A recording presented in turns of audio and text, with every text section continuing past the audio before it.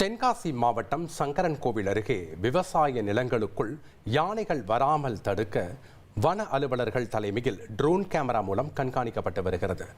இது குறித்த கூடுதல் தகவலை செய்தியாளர் சுப்பிரமணியன் வழங்கிட நாம் கேட்கலாம். வணக்கம் சுப்பிரமணியன், அங்க இருக்கக்கூடிய கள விவரங்களை பதிவு பண்ணுங்க.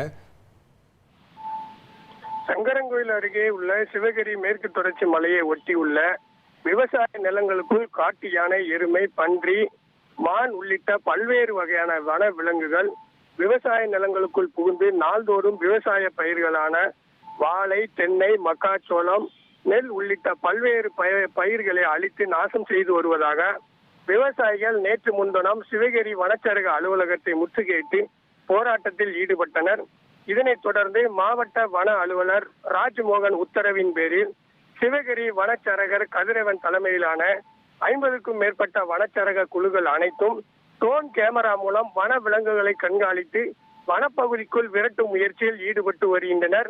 மேலும் வன விலங்குகளால் பாதிக்கப்பட்ட விவசாய பயிர்களுக்கு மாவட்ட நிர்வாகமும் தமிழக அரசும் உடனடியாக நிவாரணம் வழங்க வேண்டும் என்பது சிவகிரி பகுதியைச் சேர்ந்த விவசாயிகளின் கோரிக்கையாக உள்ளது.